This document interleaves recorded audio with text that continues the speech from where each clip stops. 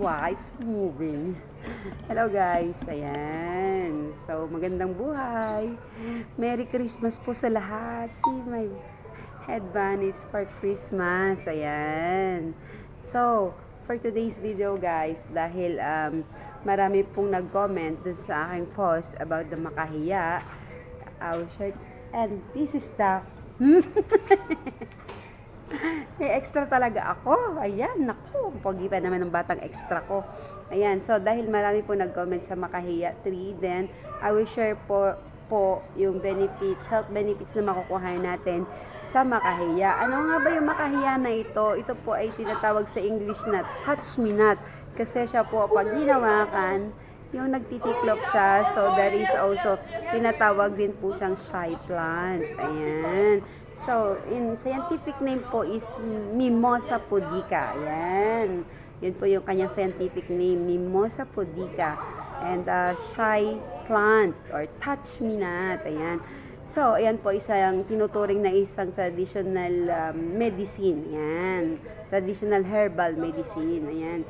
So, ano nga ba ang benepisyo na makukuha natin sa laga? Actually po nilalaga ito. Nakatikim na po ako niyan once nung nag-seminar ako noon kay Ernie Baron. Ayan, may he rest in peace kasi idol ko yan si Ernie Baron.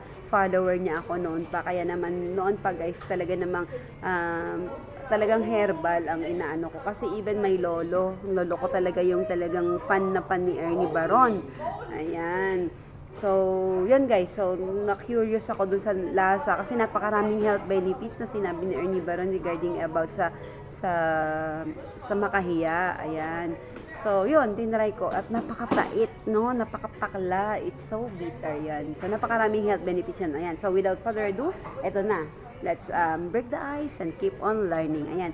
So, ano nga ba ang mga benepisyo na makukuha natin kapag uminom tayo ng Makahiya? Okay, so the benefits of this is treating asthma, diarrhea, inflammation, and urinary issues thanks to compounds such as alkaloids and flavonoids. Ayan, exhibiting properties like antibacterial, analgesic, or pain reliever, ayan, antidepressant, and antioxidant effect with traditional uses extending to ulcer piles, and even promoting nerve regeneration and aphrodisiac effects. Through all those scientific validation is ongoing. Yan. Still ongoing pa yung validation nito sa doon sa sinasabi na pwede rin siyang meron din siyang aphrodisiac effect. Ayan. So, alam naman natin kung ano yung ibig sabihin ng aphrodisiac effect na yan, di ba? Okay, anyway, wag na po tayo mag-focus doon. So, ito pa. Ano pa nga ba yung mga benefits, other benefits and uses dito sa Makahiya na ito? Ayan.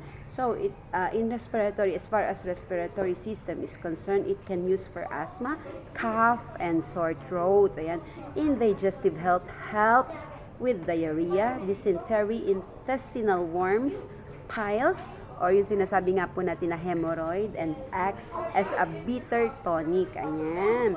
Inflammation, apply to glandular swelling, edema, ayan, and also general inflammation. Ayan guys, alam naman natin na kapag may inflamed part ng katawan natin, especially po sa mga organ, doon po talaga madaling lumapit ang sakit. So, kailangan po talaga kumain po tayo na may mga anti-inflammatory na mga pagkain para naman po maiwasan natin or malabanan natin yung magkaroon ng sakit or ng karamdaman. Kasi once na inflame ang isang parte ng katawan natin, internal or external, dyan po talaga magkakaroon ng problema sa kalusugan. Ayan.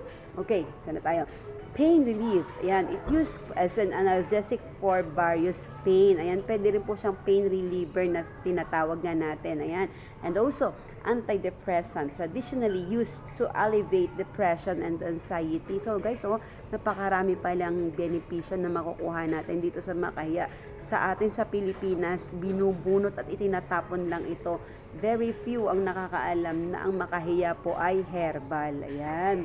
Ito pa, maganda rin po ito sa urinary problem. So, sa may mga problema na sa UTI, hindi lang po yung sambong ang maganda sa UTI, maganda rin po pala ang damong makahiya. Urinary problem used for bladder, calculi, ibig sabihin po yung may bato. Yan, so may mga namomroblema sa mga bato sa bato or even po sa gallbladder or whatever na even the jaundice, yan, sa liver problem po, maganda rin po itong makahiya. Ang gagawin po natin guys, hugasang mabuti isang buong puno kasama po ang bulaklak at ugat, ilalaga natin.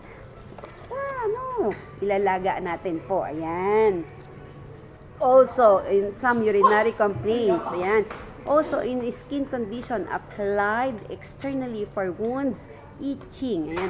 Ito po dinidikdik. Pagka sa sugat naman, dinidikdik po ito, yung dinidikdik po yung bulaklak saka yung dahon. Ayan, saka po natin i-apply sa sugat. Pero, syempre, take extra good care for that. Okay? Lalo na po sa mga open wounds. Ayan. Okay, sa menstrual issue can help with painful menstruation.